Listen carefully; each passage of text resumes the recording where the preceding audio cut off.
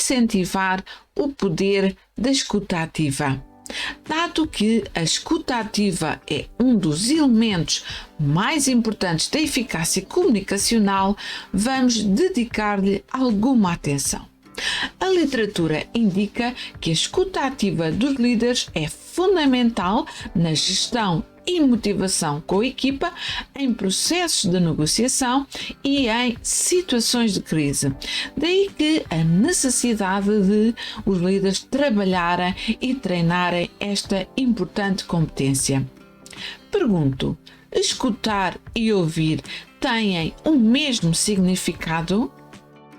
Na prática, são termos diferentes. Se não vejamos, ouvir refere-se ao sentido da audição. A pessoa ouve, mas pode ou não interpretar a comunicação. Por outro lado, o escutar requer mais do que ouvir. Ou seja, a pessoa tem de prestar atenção ao assunto, entender do que se trata, perceber o que foi dito, sentir as palavras, memorizar o assunto, opinar e levar em consideração e também agir ou não em conformidade. E perante esta pergunta, sabemos escutar? A resposta é simples. Nos dias atuais e perante o novo paradigma, com elevada pressão inerente a estes níveis de exigência, as pessoas pouco escutam e desejam mais falar do que ouvir. No entanto, saber escutar é um sábio conselho milenar que requer treino. Uma comunicação perfeita e sem ruídos requer atenção e bons ouvintes de forma a promover a comunicação eficaz. Pesquisas indicam que, atualmente, um dos maiores problemas de comunicação nas empresas é o facto de todos os colaboradores de todas as hierarquias estarem mais preocupados consigo mesmos, com os seus problemas, não ouvindo os seus parceiros e os seus colegas, e isto tem gerado infinitos conflitos que poderiam ser minimizados se as pessoas apenas escutassem mais ao invés de ouvir. Por outro lado, há estudos que indicam que os líderes na sua atividade cotidiana gastam mais tempo a falar, a ouvir do que a escutar. A competência em escutar é muito pouco ensinada, ao contrário do que se passa com a competência do âmbito da escrita ou da fala.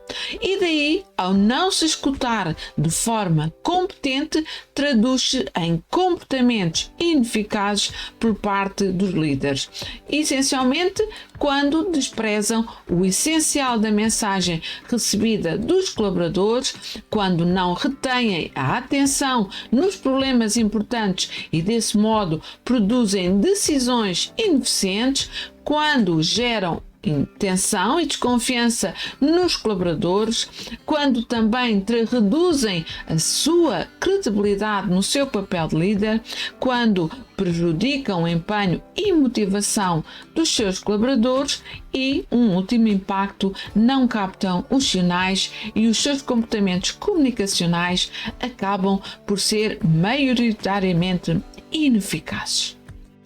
Neste slide tem indicado os principais fatores porque não escutamos corretamente. Um dos fatores já falámos, portanto estamos a pensar na resposta, a tal voz interior. Um segundo fator, fixamos na nossa própria perspectiva e temos dificuldade de escutar a perspectiva dos outros.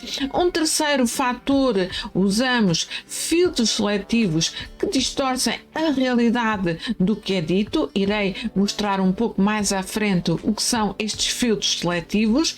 Um outro fator, tiramos as conclusões precipitadas antes de ouvirmos tudo o que nos está a ser dito, portanto, mais uma vez a tal voz interior. Não controlamos as nossas emoções. O excesso de informação é também um fator que inibe o próprio processo da escuta, a pressão também é um outro fator e, finalmente, o assunto é demasiado complexo ou não nos interessa e, portanto, não ativamos o nosso processo da escuta. Agora, aquilo que é muito importante é também perceber porque é que é tão difícil nós adquirirmos estes hábitos da escuta. Já sabemos então que exige esforço, existe prática, essencialmente porque estamos sempre mais propensos, e essencialmente são os perfis mais extrovertidos, estamos mais propensos a falar do que propriamente a escutar e habituamos-nos a interromper a qualquer pretexto as pessoas que estão a falar. O mais comum é a tendência de antecipar o que a outra pessoa nos vai dizer, tal como já vimos também. Nesta hipótese, a audição é prejudicada, pois é impossível fazer-se ao mesmo tempo duas ações que exigem elevada concentração, o escutar e o falar. Um dos resultados dos hábitos de interromper é que as duas pessoas começam a falar ao mesmo tempo. Por outro lado, o efeito é grotesco. Porquê? Porque quando as duas pessoas começam a falar ao mesmo tempo e exigem a necessidade do outro ouvir, levantam o tom de voz e este tipo de diálogo acaba por se tornar no conflito.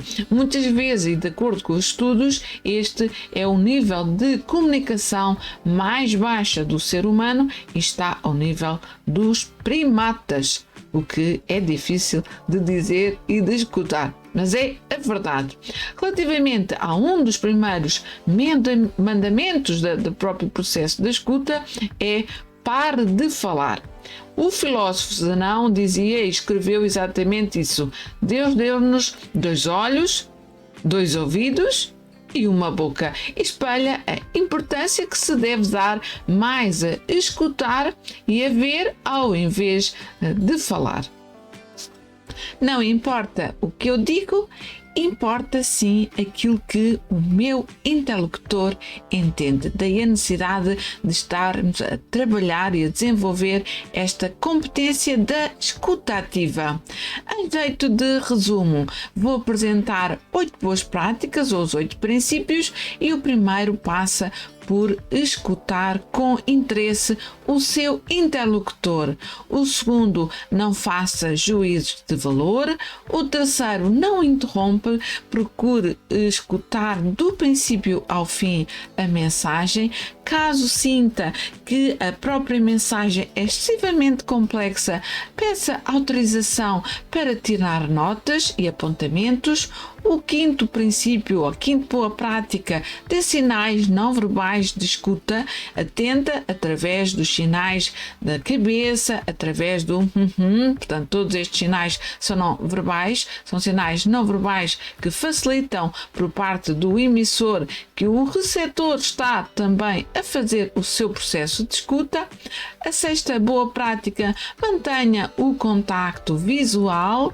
A sétima boa prática, concentre-se no conteúdo da comunicação, não procure fazer a adivinhação, tal como falei, e finalmente utilize as técnicas da escada da escuta ativa, técnicas essas que irei explicar no vídeo seguinte. Até já!